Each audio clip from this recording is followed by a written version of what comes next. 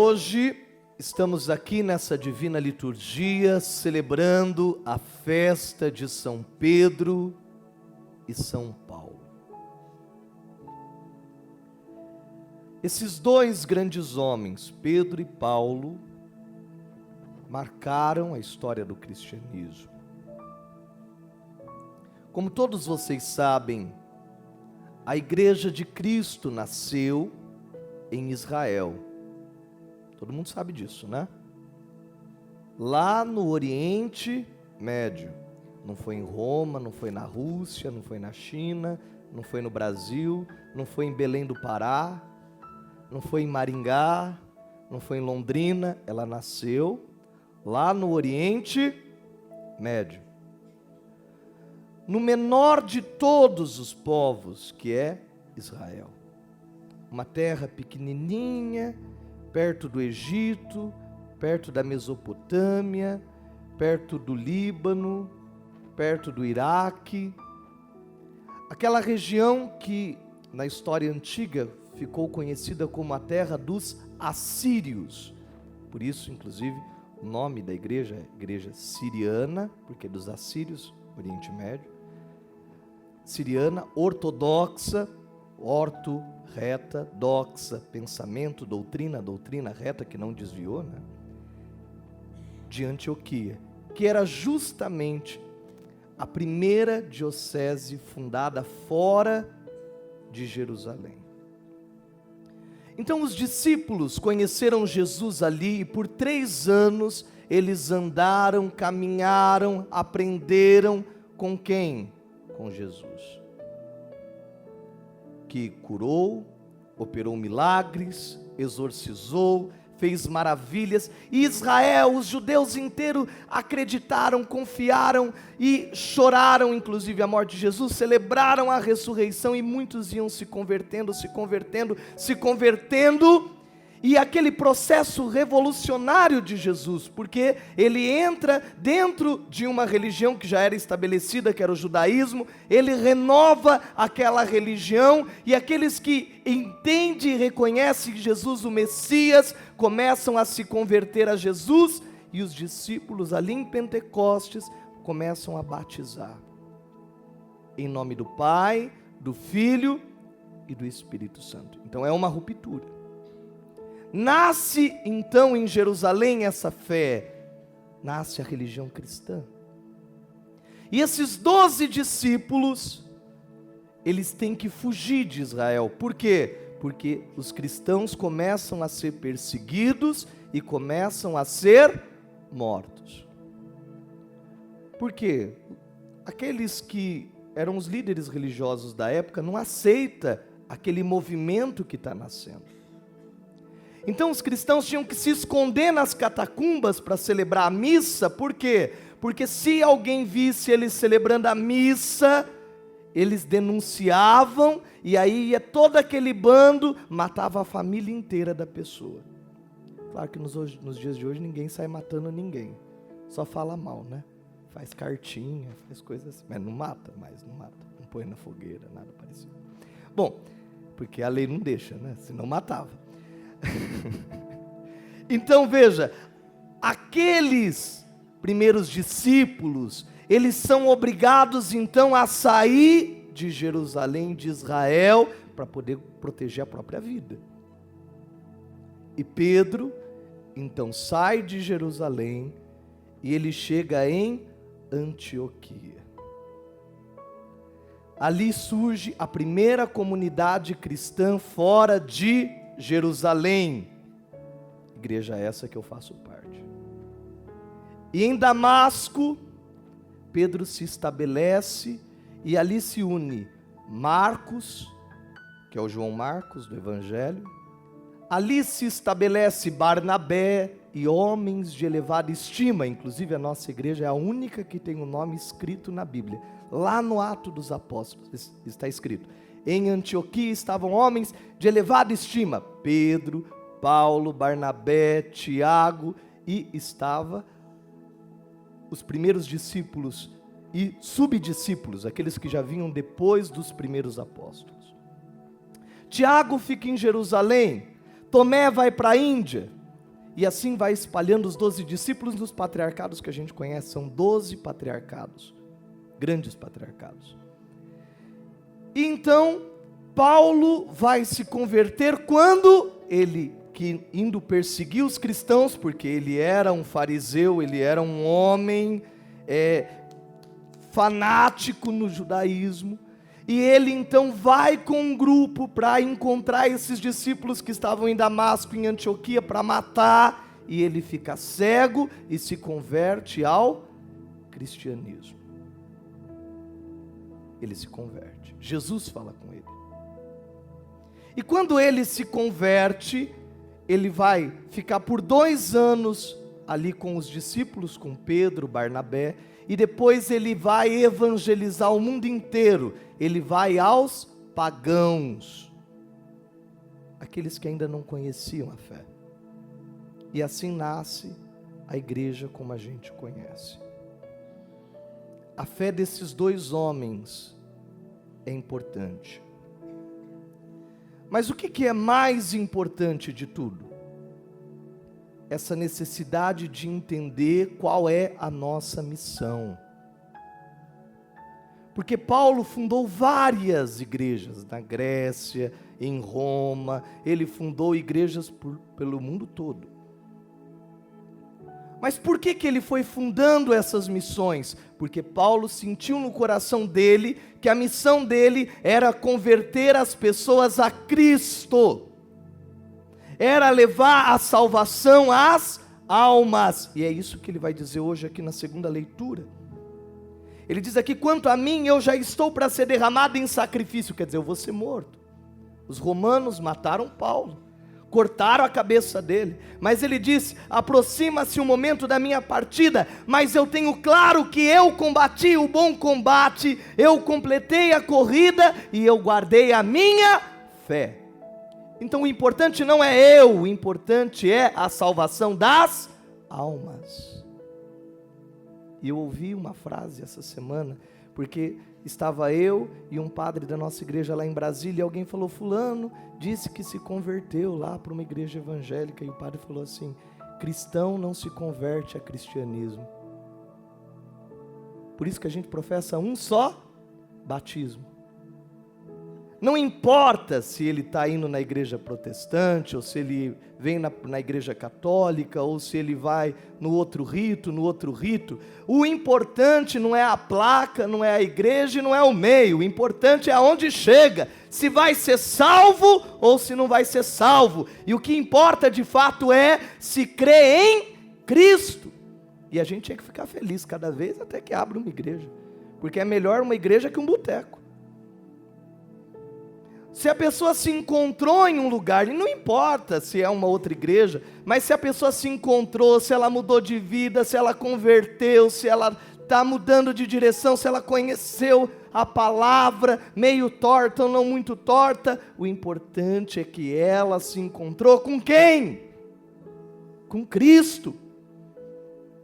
Porque ou então a gente vira seita, porque seita é isso, é só eu salvo, só eu sou o bambambam, só eu tenho Jesus Cristo, eu sou dono de Jesus Cristo, registrado em cartório, tem isso?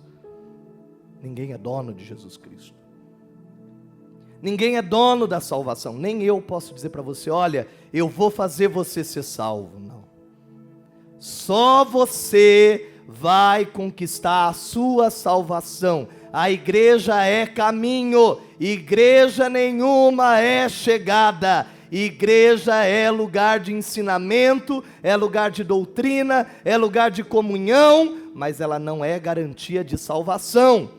Porque se você receber o corpo de Cristo e voltar lá fora e ser um sem vergonha, ser um safado, um pilantra, um picareta, um adúltero, você ser uma pessoa do mundo, você está comungando a sua condenação. Por quê? Porque você conhece a palavra, você entende a palavra, você vive da palavra, mas não obedece a palavra. Vocês estão entendendo, padre?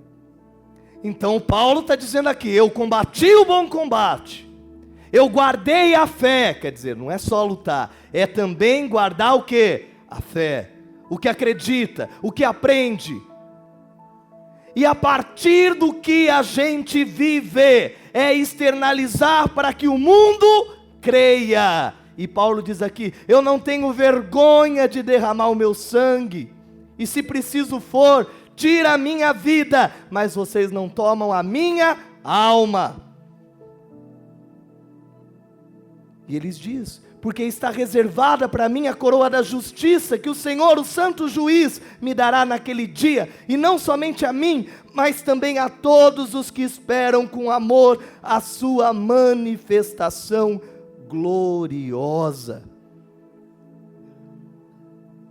E às vezes a gente vai ser perseguido, sim, como Paulo foi, o Pedro foi, porque só incomoda quem dá testemunho do quê? De vida, porque é o que converte as pessoas, de verdade, é o testemunho de vida. Veja, aqueles 12 discípulos converteram o mundo inteiro, sendo perseguido, sem ter igreja, sem ter prédio, sem ter coisa nenhuma, não tinha dinheiro, não tinha o que oferecer, não tinha o que dar, não tinha nem janta para oferecer no fim, não tinha um salgadinho para convencer alguém, mas as pessoas queriam ouvir o que eles falavam. Por quê? Porque as pessoas viam os cristãos morrendo, derramando sangue, sem perder o sorriso no rosto.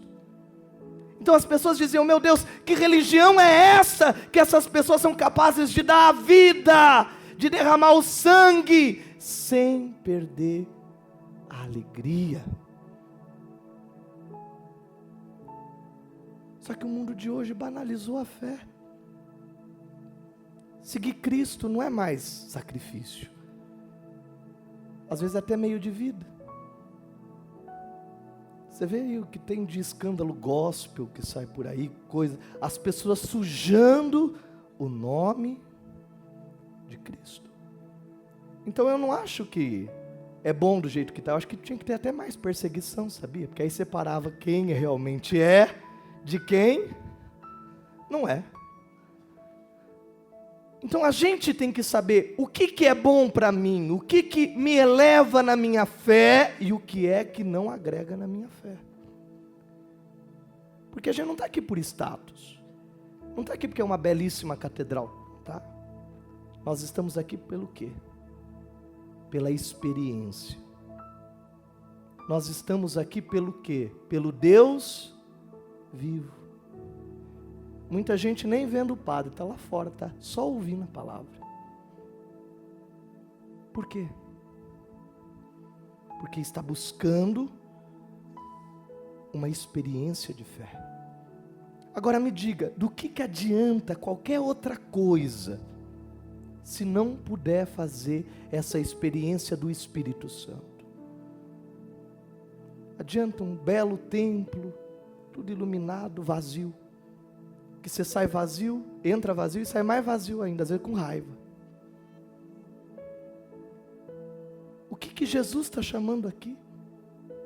A experiência de fé.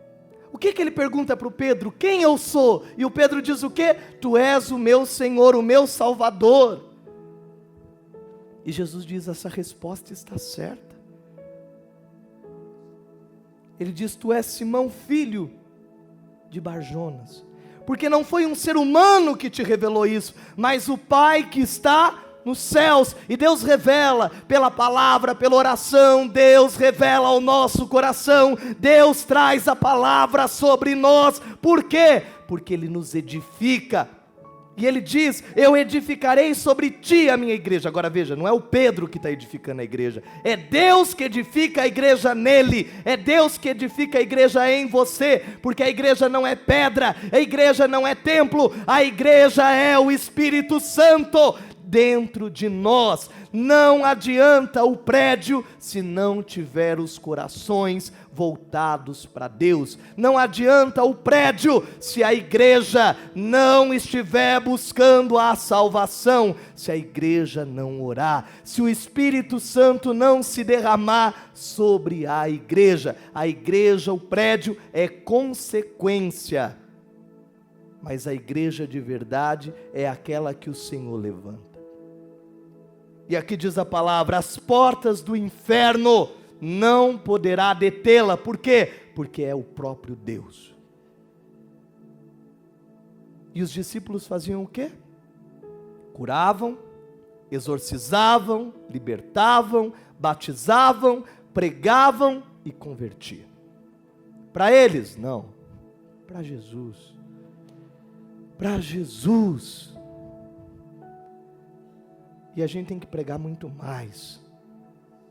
A gente tem que pregar para que o mundo creia. As pessoas têm que ver os milagres em nós, o exorcismo em nós. As pessoas têm que ver a ação do Espírito em nós cada vez mais. E eu tenho dito isso de muito tempo. Vocês têm que parar de ser mendigos, querendo receber graças, e tem que se tornar o próprio dom do Espírito Santo para curar, para exorcizar, para libertar, para ajudar pessoas, para salvar almas, para tocar e fazer maravilhas, para que o mundo creia. Porque não é o padre só que faz, vocês vão fazer, porque é Jesus quem faz. E vai fazer nas mãos de vocês, nas palavras de vocês, no gesto de vocês, na transformação da família de vocês, na mudança da família de vocês, e todos os que verem vão crer, vai dizer: meu Deus, como está mudado, como aquela pessoa está mudada, como que as atitudes daquela pessoa estão mudadas, como que aquela família agora está em paz. O que está acontecendo? E vocês vão dizer: é o Espírito Santo de Deus. Só basta uma coisa: crer. O mundo tem que crer. Nós temos que crer. E veja, você está aqui hoje, mas quem vai escolher se abrir ao Espírito ou não, é você. Quem vai permitir o Espírito agir em você, é você. Eu não posso fazer isso. Eu não tenho como colocar a fé em você. Eu não tenho como abrir a sua cabeça e colocar a palavra. Eu não tenho. Gostaria, mas não tenho. Eu não tenho como colocar dentro de você o que eu vejo, o que eu sinto, o que eu creio e como eu acho extraordinário orar. Eu não tenho como colocar. O que eu posso dizer para você é que faça a experiência. Muda a sua atitude, o seu comportamento, o seu jeito, e você vai ver o que Deus vai fazer em você. E aí nós podemos encerrar a pregação dizendo o que Paulo disse hoje: viver para mim é lucro, e morrer para mim é ganho, porque eu já vivo aqui o que eu quero continuar vivendo no céu. E foi isso que eu falei para um jovem esses dias. Eu falei para ele assim, ele falou: eu não consigo me sentir bem na igreja, eu não consigo me sentir bem rezando. Eu falei para ele: então é melhor ir para o inferno, porque se você for para o céu, vai ser oração o dia inteiro. Se você for para o céu, vai ser louvor o dia inteiro. Então é melhor já ir se acostumando, né? Então a gente tem que buscar em nós esse agir do Espírito de Deus. Amém? Dá uma salva de palmas ao Senhor.